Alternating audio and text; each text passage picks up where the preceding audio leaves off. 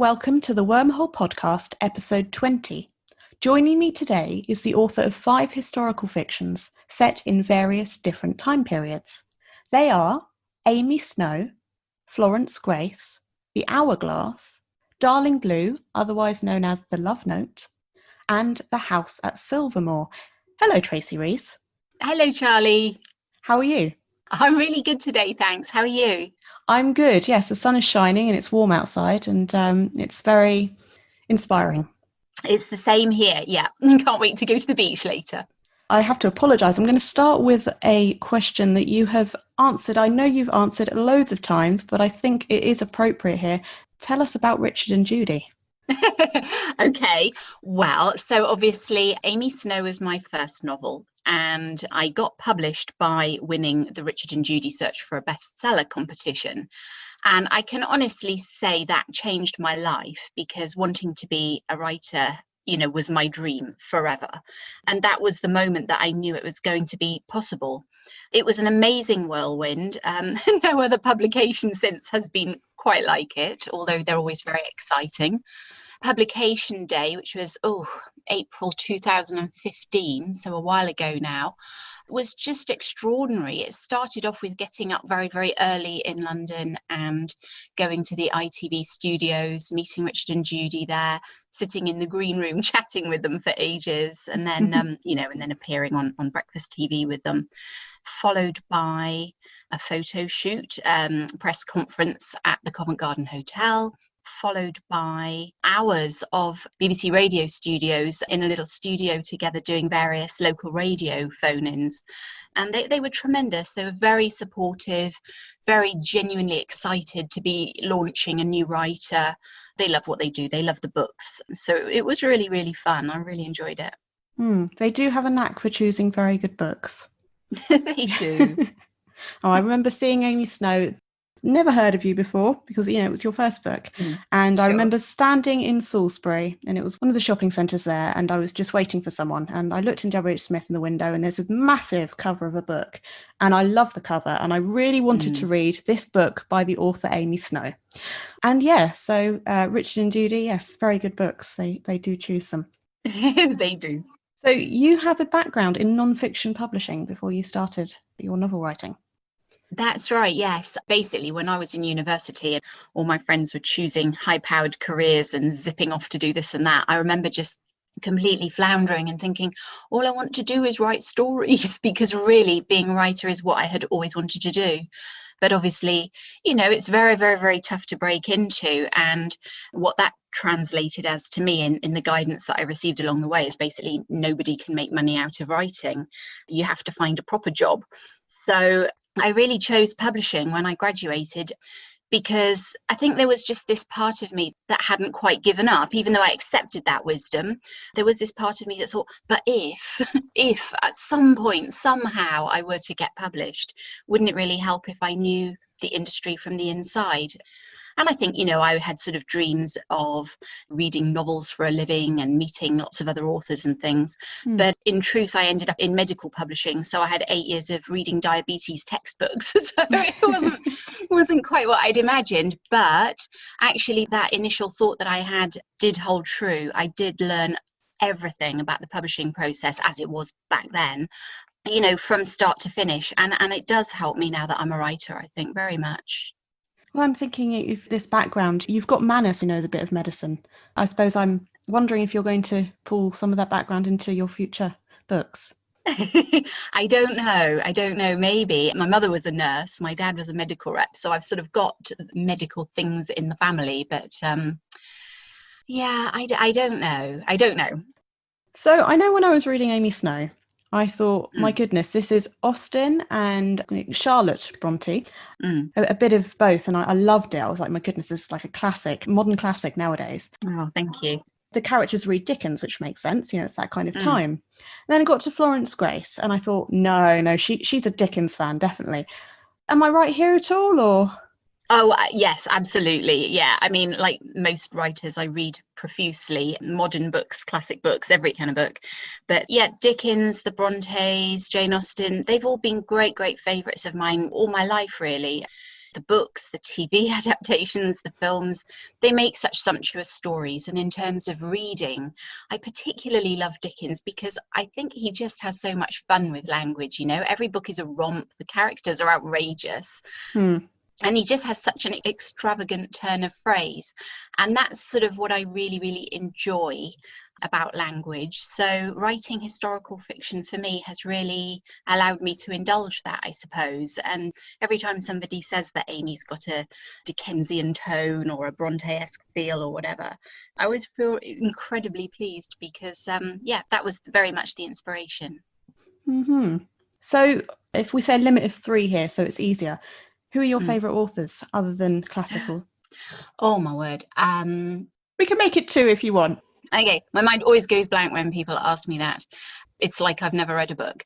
I love Mike Gale. He's a modern author that I enjoy a lot.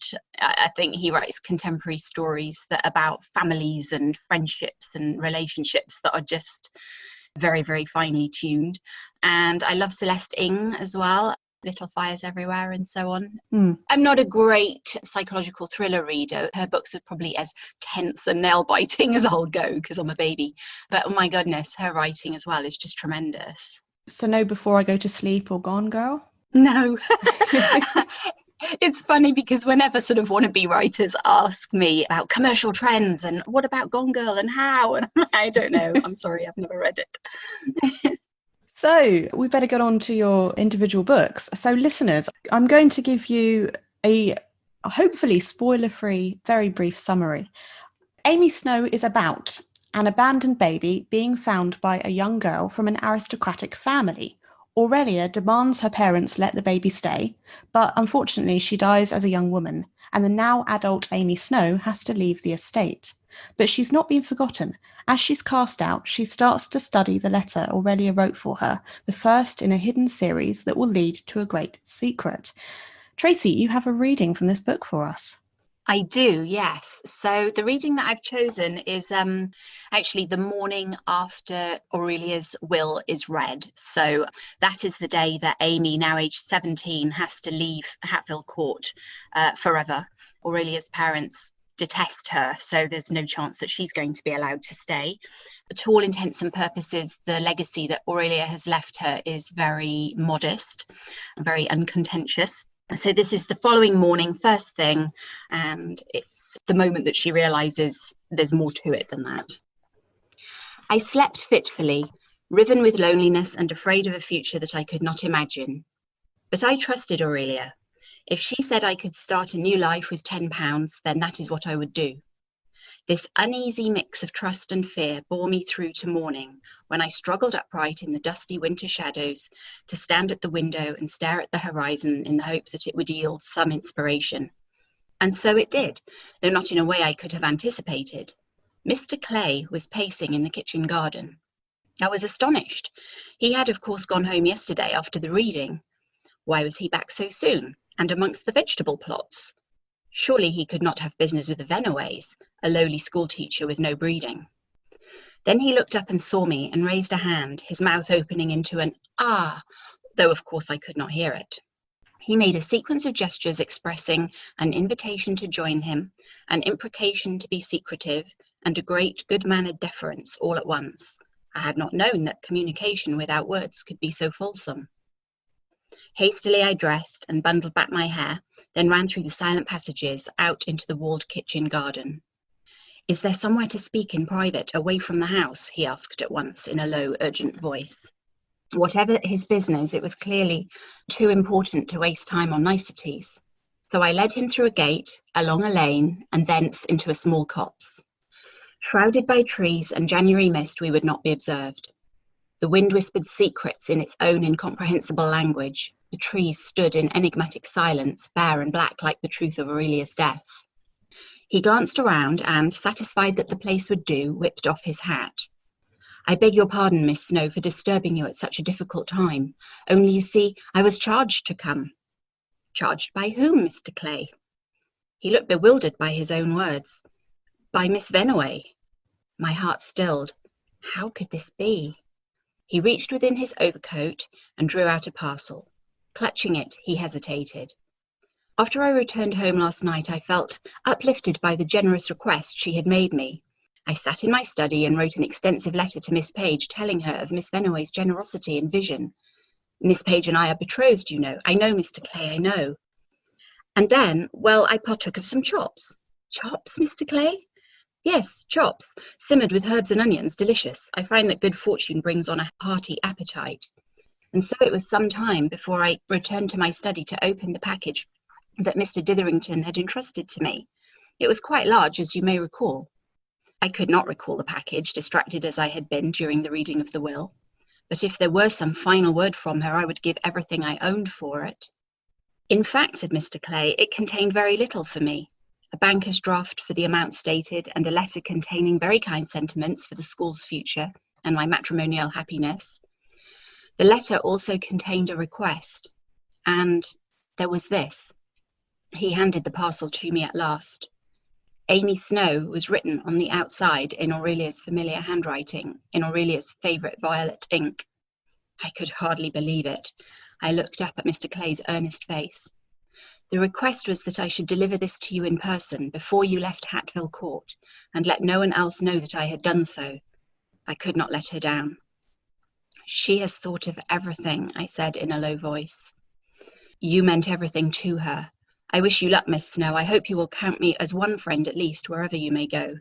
He bowed, and I curtsied, then we took our leave. He wished me Godspeed, and I blessed his endeavours for the school, strongly suspecting that I would never see good Mr. Clay again. I'm going to have to make time for another reread of that book. It's too fun. It is. It's a lot of fun. It was fun to write. Who came first, Aurelia or Amy? Amy. Mm-hmm. I saw Amy. The first page, in fact, the opening of chapter 1, where she's leaving Hatfield Court, dressed in her Victorian mourning. I just saw it as an image, and of course it's a snowy day, and there she is, this little figure disappearing with the grand windows of the stately house behind her. That came to me as an image, and I just thought, ooh, story, exciting, and I just started to write that, and then Aurelia just kind of turned up on the pages. But something I loved about this book was the way it looks at the lives of ordinary people in a fair amount of depth, and then of course you do this in other stories. Was this always part of the plan in general?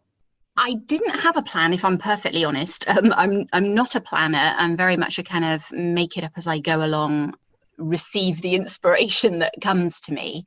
But you're right. I have noticed this across all my books.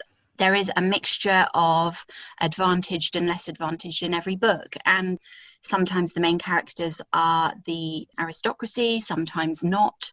But there is always that mixture. And I think I enjoy that. I think one of the things that drives me as a writer is the psychology of people, and the fact that despite all sorts of differences, internal and external, ultimately we're all people and we have this common humanity. And I think stories are driven both by the characters that disregard that and by the characters that remember it and act on it. I think that's what's going on in all of my books to a greater or lesser degree. It's interesting to hear about you not planning, so you were effectively going along with the treasure hunt as Amy did then. I was. I had no idea what was going to happen, which is really exciting.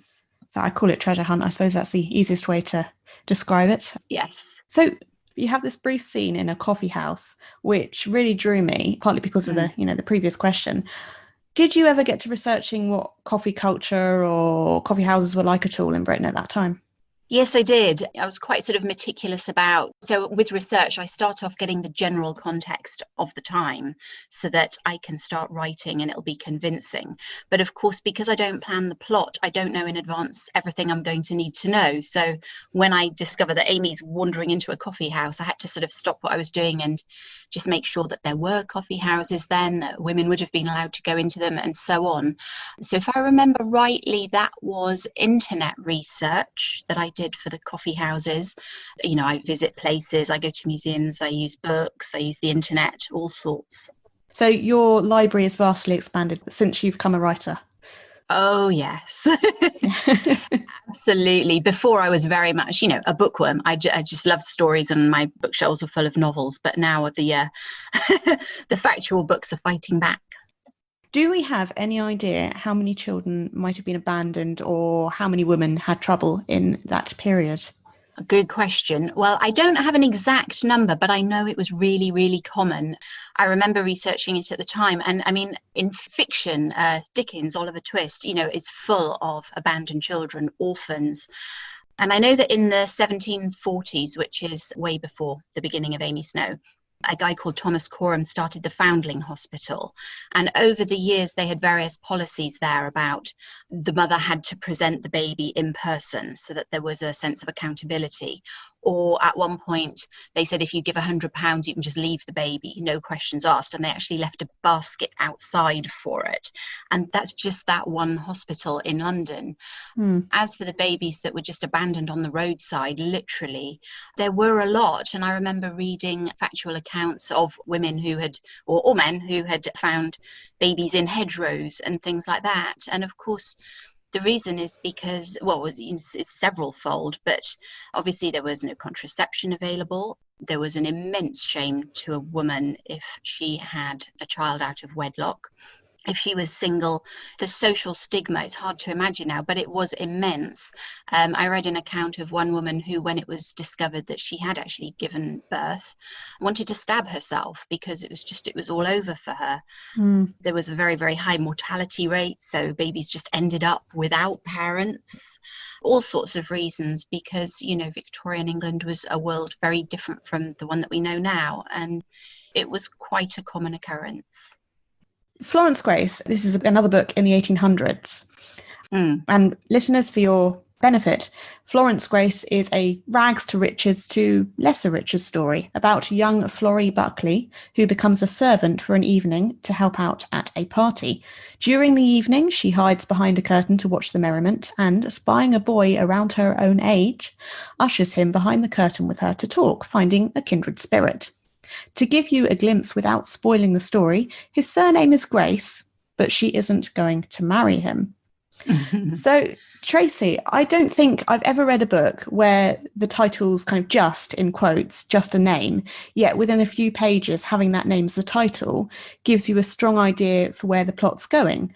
What was behind the idea to use Florence Grace's name as the title? It's sort of twofold, really. And one bit of it is very pragmatic, which was that my publishers suggested it. They said, we've got Amy Snow, so if the next one is also the name of the protagonist, then, we've got a little mini brand. And I said, okay. But actually, that turned out to be quite appropriate, because the inspiration for Florence started off years and years ago when I was in my 20s with a name. But it wasn't hers, it was Turlington's name. And it was just, I remember it was one of those strange things. I was working in publishing, flicking through a magazine on my lunch break, saw an article about Christy Turlington, the model, and the name Turlington Grace popped into my head. And straight away with that name, I could see him. I could see this kind of long-haired, tortured, brooding kind of character. And as soon as I could see Turlington, another name popped into my head, Florence Buckley, and I could see her, all wild hair and vivaciousness. And as I say, I was in my 20s then, so it was nearly 20 years before I actually got to write those characters, but they are Turlington and Florrie from Florence Grace. You say about Turlington, readers may think that's a strange first name. What is the inspiration for this for the different Grace family? Oh my goodness, I think so Florrie, as you said, it's a rags to riches story. Florrie comes from an impoverished but very, very straightforward background. She's loved, she knows her community, she lives in the countryside in Cornwall, and she knows her environment. She loves nature. She's very, very at one there. So when she goes to London, I think the inspiration was just that it wasn't going to be a straightforward, now I've got lots of money and pretty dresses. Obviously, city life in general would have been very alien to her, but I wanted to make it extra alien and have that element of her trying to figure out as she goes along, is this what everybody's like? Because the Graces, as you know from reading it, are very, very intense, very proud, very brooding, family full of secrets, and most of them aren't very nice. So she does struggle when she gets there. So in this book, I know I got kind of vibes of Emily Bronte. Houses are particularly important in this book. Where did Heron's watch come from? The heron is my favourite bird. So I absolutely adore them, always have. And so funnily enough, that's another name that had just been kicking around in my brain for a long time. I think I had always thought that if I had a beautiful country house, I would call it Heron's Watch. And at the time of writing Florence, there seemed to be no chance of that. So I put it in my book instead. I love that. And obviously the Grace family's house was just great to read about. So your third book, The Hourglass, present-day Nora resigns from her good but mundane job when she sees a beach in her mind's eye. She knows it's a place she knows, and she looks to go there and hopefully start improving her life. Alongside this is the tale of 1950s Chloe, a girl who enjoys her holiday to Tenby in Wales every summer. She literally stumbles over a boy who is on the ground taking photographs, and they strike up a friendship. So, Tracy, when did you conceive the idea of a landslide as like an hourglass? Well, so, let me try and remember. Again, it was as I was going along. So I said that I don't plan my books. And with that storyline, I sort of knew that Chloe's ideas, her sort of silly young girl ideas about romance and men, would lead her down a dangerous path, and that something terrible would happen. I had that vague kind of sense, but I didn't know the specifics at all. And it was only as I got there that I was thinking, gosh, I really need something dramatic to happen here, and I still don't know what it is. My parents and I have always, since I've been very young, gone to Tenby, like a lot of people who live in Wales. It's such a delightful place for a little mini break or a summer holiday. And so I just asked them, and she said, oh, I'm really struggling with this. Can you think of anything? And they said, well, there was actually a landslide. So yes, back in the 50s, there was a landslide. It was over North Beach, which is where I put it in the Hourglass. But in real life, it was further down towards the harbour. And in real life, a courting couple were killed under it, which is terribly sad. And I just thought, my goodness, I think it's the only one, to my knowledge, it's the only one that's ever been there. So yes, that was the inspiration for that. Oh, that's interesting, because the next question on my list was going to be, has there been a landslide in Tenby? And you have this theme in the book, the mother and daughter relationship between Jasmine and Nora. What had you deciding to look at this relationship, mothers and daughters in general, I suppose? Yes, well, actually, that was because the seed for this story, all my initial ideas are very different for every book. And this one was the fact that, as I say, I used to have these family holidays in Tenby. So my mum, like Chloe, used to go to Tenby every summer holiday to stay with cousins. And so I kind of grew up in present day Wales hearing the stories about 1950s Tenby. And one of the things was that there had been this shack, as Mum used to call it, on the beach where you could go dancing and have milkshakes, which sounds really, really 50s. And I always sort of loved hearing about that. At that time, there was nothing there. There was nothing on the beach at that point. And then many, many years later, I can't remember exactly when, but I was, properly grown up. They built a restaurant on that very spot. And I just was really taken with the idea that the same spot can inspire a business idea only one generation apart, not like eons back in history, just one generation apart, but so different. So now it's a kind of glass fronted, quite chic bistro. And back then it was, as Mum called it, this shack. So I put that in the book. So that was really the starting point for the mother-daughter thing, this idea of what's the same and what's different, just one generation apart. And then obviously, because all my books are very character-driven and relational, I needed a strong or intriguing mother-daughter dynamic at the heart of it. That's fascinating, because I thought maybe it was something a bit darker. That's actually really nice to see. It's kind of happy. Okay, so Darling Blue, it's the 1920s. Yes. Richmond resident, that's Richmond in London. Her name is Blue. Her father announces to those gathered at her 21st birthday that whichever man can woo her best through the medium of letters will win her hand. The dad was drunk when he said this, and Blue isn't best pleased, strangely enough. But it's been said, and then meanwhile, working-class Delphine has run away from her abusive husband, but she oversleeps on the District Line train and finds herself in Richmond. Back to Blue, we have Midge, her stepmother, who loves her family very much, but isn't sure of her husband's feelings for her. And there's an event in the past that haunts her. So, Tracy, my first question here is, why did you choose to tell the story over the course of a year? That's because I really love nature. I do a lot of walking, and very often I'll do the same walk. Obviously, I love to go to different places as well, but just my local walk, if I get up every morning and go out and do that, it sets me up for the day. And in doing the same route, loosely speaking, over and over again, I see the seasons changing all the time. And it's kind of, oh, look, there's honeysuckle in the hedge. Oh, look, there's blackberries in the hedge. So that's very much that cyclical in nature thing is important to me. And when I was writing Blue, because I'd written about Tenby, which is a place I love so much in the previous book, I decided to treat myself again and write about another favourite place. And I used to live in Richmond and hadn't been there for quite a while at that point. And I thought, if I set it in Richmond, then I'll be entitled to do lots of research trips there, which I did. So it was really just a question of feeding in the elements that I like. And I thought, okay, I love nature, and Richmond obviously is very scenic. So that seemed to be a nice thing to do, just set it over the course of a year and have the characters walking by the river and seeing the changes. Richmond's so lovely to drive through just on the way into main London as well, yes. So we have the middle class Camberwells, that's Blue's family. They take in working class Delphine, which is kind of unusual for the period, I found. Were there many families like theirs that would do such a thing or have that kind of value in the 1920s? Not as far as I know. No, that was a Tracy character's quirk. I did sort of look into it, in case I was inadvertently hitting upon something that happened a lot. But no, I didn't come across anything like that. I think, so this is an example of what I was saying earlier about people who remember their humanity. So even though the Camberwells are very privileged, they're still nice people, basically. And they're a little bit unusual. Her dad obviously is quite an extravagant character. Blue is a very thoughtful girl, a bit of a thinker. So they're quite different in general, I think. I kind of hoped you would say, I found a few, because obviously it's a really nice thing to have happened. Yes, and I'm sure that it did happen in real life. I just didn't actually happen across it.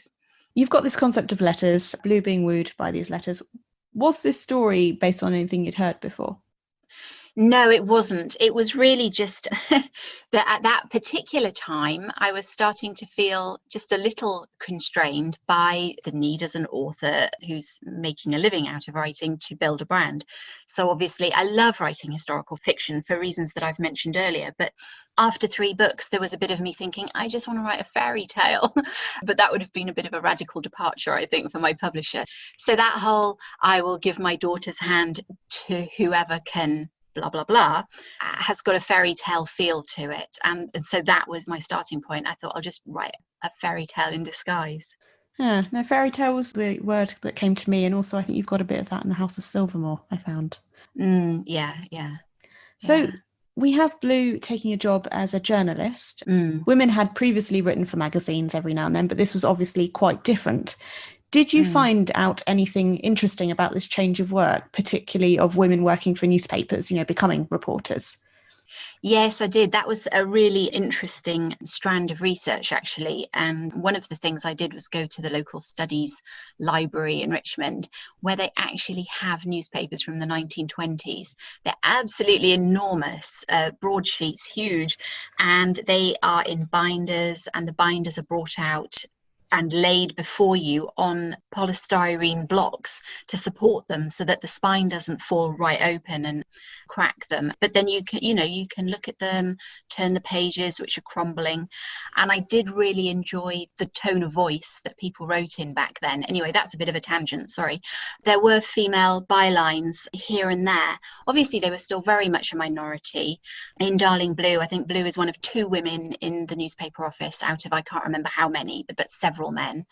And what I learned was obviously, because this is post World War I, and there's the well-known thing that women had to step up during the war and do jobs previously occupied by men. With the war over, the women kind of liked that and thought, oh, that was really fun, I want to keep doing that. Whereas there was a very much a prevailing mentality that no, you should step back now, that the men have gone and served their country, and those who've come back deserve to step back into their roles. There was a bit of contention about it. Some men absolutely loved having women in the workplace for obvious reasons, they just thought that was great fun. And others just thought, no, this is too much change. And after what we've been through, this is just too uncomfortable, don't need it, and really, really disapproved. Hopefully I tried to convey all of that in the story. Yeah, I think so. But you said your tangent. My history self is going, my goodness, this is amazing. I'm really interested in that. Do you get to do that a lot? Do you get to go and read different newspapers and things like that for your books? I think Darling Blue is the only one where I've actually read newspapers, purely because obviously that was Blue's working milieu and I wanted to get it right. The kinds of things they wrote, the little features, the big features, the tone of voice and so on, which was very jaunty. I did enjoy that jaunty 1920s tone in Darling Blue. But, I've done various different sorts of research. I think probably The House at Silvermoor was the most extreme, so I know we'll get onto that in due course. We will indeed, yeah. So the 1890s, Tommy's still a child, but soon enough he will have to go and work down the Yorkshire mines like his father. He can't shake the feeling that he's made for better things, particularly because the son of the Earl who owns the mine was christened on Tommy's birthday, and Tommy saw the child at the party that the village was invited to. Next village over, another mining community, but owned by a very different lord entirely. Josie is growing up in a hostile home. One day she meets Tommy. He shares his thoughts of betterment and they capture her imagination. And she does, after all, have a hair of a very striking red that no one else in her own family has. So you said there, Tracy, that we will get onto it with the House of Silvermoor. One of the things that Blue from Darling Blue looks into when she is doing her job is the mining strikes. And of course, we're going back to the 1890s and the House of Silvermoor.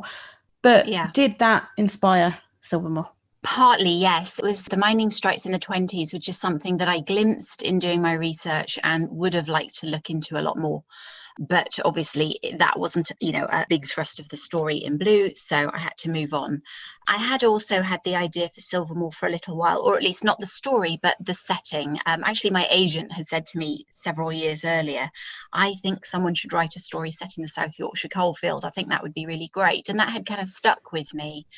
And back in the 1890s when I was writing, and previously for a long time, there was this very great contrast between the grandeur of the coal-owning families, the aristocracy, and the conditions of the miners and their families.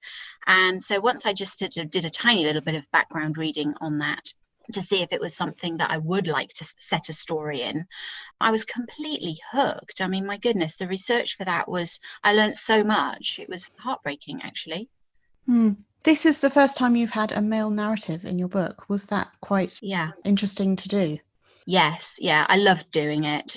Funnily enough, when I write for pleasure, just fairy tales and so on, just for personal reasons, usually my characters seem to be male, but then in all my historical fiction, the protagonists have all been women, apart from Tommy in Silvermoor. So it was nice. It was nice to get into a different mindset, a different voice, and I really enjoyed it. So you think you might do it in future? I'd like to. So we've got a reading from the House at Silvermoor.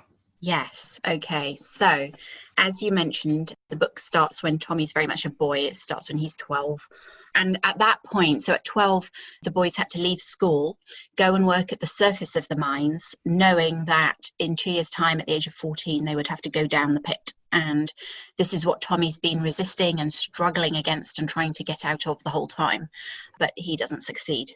This reading is his first day underground. Tommy, June 1899. It had arrived, my first day underground. Deep mining it was at Crooked Ash, 350 feet deep to be exact. I stood with the others waiting to step into the cage, dressed in my clogs. My flat cap was stuffed with newspaper, the only protection we had for our poor breakable heads. I clutched my lunch tin containing its slices of bread and jam. Only that sweetness could be tasted through the coal dust underground. I knew it from everyone who had gone before me. Ma had given it to me when I left and bid me be careful. The memory of her voice was hard to bear. Dar wasn't working that shift, nor John, nor Georgie. Jimmy was, but we hadn't spoken. I wasn't sure what he made of any of it. He never talked about the mines. He didn't talk much at all, except to Mary. Around me, boys were joshing, trying to cover up nerves. Men were muttering grim predictions of strike and starvation, something to do with Hepzibah Pit over yonder. I paid no attention to any of it. I simply stared into thin air. The cage rattled up. I bent low under the grille and stepped inside with 19 others. Then the grille was pulled down and the cage door shut. We stood shoulder to shoulder and the air was rife with emotion. The fear of the newer boys wondering if they could endure it, and the world-weary superiority of the experienced men who'd been enduring for years. There was a jolt and we plunged downwards. I kept my head tilted upwards, partly because otherwise my nose was lodged in Sam Carroll's armpit, and that was not a nice place to be, and partly to keep my gaze fixed on the daylight above until the last possible moment. It was a white-grey rectangle. It shrank to an envelope, a postage stamp, a pinprick of light, and then it was gone. I wanted to cry for how wrong it seemed. Was I really an oddball for seeing it that way? I glanced at the others, a reflex, to see if other faces reflected something of what I was feeling, but of course I could not see them. The cage landed with a clunk. There was a pause, darkness. A darkness such as you can never imagine if you haven't been down there in the bowels of the earth. A crushing dark it is, fit to grind the very air out of your lungs. I wasn't afraid of the dark above ground, but this was something different. I knew that this darkness could and had sent men mad. We were silent for a moment, then voices broke out. The door was wrenched open, the grille rattled up, and the workforce was released. Someone struck a match, and I couldn't help but think of fire damp, of black damp, the gases that lurked in the dark like lethal silent snakes. But of course, this close to the shaft, they would not be coiling and collecting. The airflow was strong here. Then the lamps were lit, casting an unsteady glow into the darkness. The deputy allocated our tasks. Eventually I would be a hewer, like Da, but mostly the new boys started off pony driving, a tried and tested way to learn the ropes. That's what I expected today, and there was some comfort in the prospect as I loved animals. We were all sent off in different directions, but Bulford, the deputy, held me back. In the flickering light of our lamps, he jerked his head and took me off, just the two of us. I wondered if I were being given some preferential treatment because I was Jim Green's son, whether I was to start on some greater responsibility right away. All the same, I should have liked to work with the ponies. The tunnel that we followed sloped downwards. There was no room to stand up straight. In the sheer black, my senses tingled like an animal's and picked up things they shouldn't rightly have been able to feel. I fancied I could feel the whole weight of 1,000,000 tons of Yorkshire above me, poised to fall in. I touched the timber props above my head and thought of Dan. I felt that I could sense the sunlight sparkling on the ocean miles away, even though there was no sun down here, and I'd never clapped eyes on the ocean in my life. I could hear Josie's voice teasing, "Are you scared, Tommy Green?" Oh, I was. Not of any one thing, for really the dangers were too great and too many to contemplate, so my mind balled them up into one vague menace and set it aside. But of this life, of being a human being who lived like a burrowing worm, of having a brain I would never use, of loving the lanes and the light and the rain and never being allowed to see them during all my long working days. I was like a train that had slipped onto a wrong track and would end up at the wrong destination. The descriptions of the mines, you can well imagine them. I know I found very claustrophobic and thinking about how much I like the sun and stuff. It's very relatable in that way. Listeners will have to excuse my slightly similar sort of question here in that I'm asking about family values here as I did in Darling Blue. But we have this family who own the mine that Tommy goes to. And although obviously that there's problems in the mines and people do die, they're more forward thinking and they do care about the people. Yeah. Was this a thing that did happen in quite a few families, or how far in reality is this? Yeah, that's actually very real. So as with human nature, I think it was pretty evenly divided between those coal-owning families who really took their responsibilities seriously. Obviously, they benefited from the wealth, but they were aware that the people working for them were human beings. Class was such a deeply ingrained thing, it didn't occur to them they might want to do anything else. But of course, they were going to look after them. Of course, they wanted, the mines are a dangerous place at the best of times. So of course, they wanted to minimize those dangers. They wanted to take care of the villagers, make gestures like the party at the very beginning of the book to say thank you. That was quite a common thing. There were a lot of aristocrats who saw it as a duty of stewardship, a duty of care, and took it very seriously and did the best job they could within the mindset that prevailed at the time. And then there were other families like the Barrages in Silvermoor who really weren't like that at all and really didn't care. And I read examples of shocking illegalities, malpractices, out and out cruelty and neglect. And obviously they, in such a dangerous environment, they had very catastrophic effects. Mm-hmm. It's nice to know that at least there were some good guys out there. There were, yeah. With this family, it may not surprise you that they're forward thinking, they're trying to improve things, and you have some level of improvement. You know, some of the younger generation are trying to think about how to improve minds. Was this level of improvement and just thinking about it, does this align with the timeline in reality with things getting better? Yes, it does. Yeah, I was trying very hard to keep that accurate. And weirdly enough, they had already improved a lot by this time, because back at the beginning of the 19th century, there wasn't a minimum age that children had to be to go down the mine. So in Silvermoor, it's 14, as I said, but it used to be, you know, any age. Tiny little children would go down just to wait at underground gates so that when people came through with carts of coal and kind of knocked on the other side, they would open the door for them to let them through. And that was their job. And they were little children of 5 or so would spend their days underground in the dark. Women used to work down the mines, but that wasn't legal by the time that Silvermoor is set. And yes, there were more changes throughout the early years of the 20th century. The strike it mentioned in Darling Blue, you know, that was sort of triggered by those who were frustrated when changes that should have been being made weren't being made. So it was a gradual process over decades, really. What happened to horses? Were horses ever given a chance to live above ground at all? There's an animal lover in me asking this question. I know, I had the exact same feeling. They retired above ground, and also they were allowed holidays. I think they had a week off during the year. And they would be brought up and they would run around and kick up their heels. And apparently it was very, very common that they sensed when they were being rounded up to be taken back down the mines, as opposed to rounded up to be, you know, stabled or given food, because they would play up like hell. They didn't they didn't want to go back there either. Mm-hmm. I suppose I can say it without revealing any names. That bit with the horse in Tommy's kind of crisis area, I was really thinking it might be okay. I was devastated. Oh. I'm sorry. No. I mean, it shows the time period very well. Yeah. General questions now. Obviously, you've looked at various different historical periods in your fiction. Will you go back to any of them, do you think? I'm sure I will. Especially the Victorian, the Amy Snow, Florence Grace kind of era. I think definitely that era has a lot of appeal for me, and I did have fun writing those too. Good.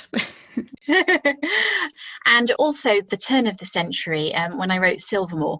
And what I found writing that was, because coal mining was such a very specific environment, as much as it happened to be set at the end of the 19th century, it could easily have been set, you know, a couple of decades earlier, a couple of decades later. It would still have primarily been about mining. So I felt like I didn't really do the turn of the century properly. So that's ahead of me. Well, I think you said your agent said she wanted someone to write about mining.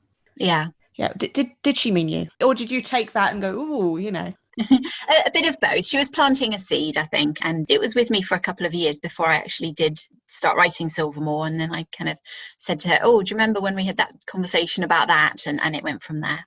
Uh-huh. What is your favourite period to write about? Oh, I've really enjoyed all of them. And in fact, that's why I move around, is to keep fresh. As I say, I adore the early mid-Victorian period. But by the time I had written Florence, that was 2 in a row. And I just thought, no, I don't want to write another now. So I switched to the Hourglass, which obviously, as you said, was contemporary and 1950s, which was a big leap. And that was so, oh my goodness, it was uplifting to write about something so different. And then I wanted to do that again then when I started writing Darling Blue. So I thought, okay, 1920s, I haven't done that, great clothes, I'll do that. And so I move around to keep myself interested, which hopefully will keep the reader interested, and so that I'm not getting stale and writing the same kinds of things over and over again. Similar sort of question, I suppose, same theme. Do you ever see yourself going further back in history, like say the 1700s or previous? Yes, sometimes. I mean, when I read a really, really well done historical novel set way back, I just think I sort of feel simultaneously inspired and daunted, really. I'm thinking of The Seal Woman's Gift by Sally Magnuson that I read last year, which was set in the 1600s, I think. Iceland and pirates, and oh my goodness, I mean the research that she must have done. I think in a way the further back I go in time, the more alien it feels, and so the harder I imagine I would have to work to make the connections. Probably once I started doing it, I would get really, really into it, so I'm kind of intrigued and a little unsure at the same time. Well, not that I won't follow your career further, but if you're writing a Tudor history novel, let me know. Noted. So I've got a note here. It says The Rose Garden, and my question is going to be, what's next? So what's next is The Rose Garden, and actually that is set at the turn of the century. So I've gone back to the same period as Silvermoor, but without any coal mining in it whatsoever. And yes, that'll be book 6. It's coming out next summer sometime. I don't know the exact date yet. And it's set in Hampstead in London. And again, it has that same mix of the wealthy, the not wealthy at all, the people in the middle. And yeah, I've actually just submitted it and I'm waiting for my editor's notes at the moment. And I really enjoyed writing it. Yeah, that's very exciting. Especially, I think Hampstead was where Florence Grace might have gone, wasn't it? So she did end up there at one point, yeah. Yeah. I don't want to say too much on that, obviously, but yeah, it's very exciting. I look forward to that. Listeners, Amy Snow, Florence Grace, The Hourglass, Darling Blue, and The House at Silvermoor are out now from Quercus Books, and look out for The Rose Garden sometime in the near future. If you have enjoyed this conversation, do subscribe for future episodes, and if you'd like to email the show, the address is in the description. Tracy, this has been fantastic having you here, and you have so much interesting knowledge in your head. I could talk to you for hours. Thank you for joining me today. Well, thanks for having me. I really enjoyed it, Charlie. Join me on Monday the 24th of August when I will be talking to Peter Ho Davies, author of The Ugliest House in the World, Equal Love, The Welsh Girl, and The Fortunes. The Wormhole Podcast episode 20 was recorded on the 31st of July and published on the 10th of August 2020. Music and production by Charlie Place.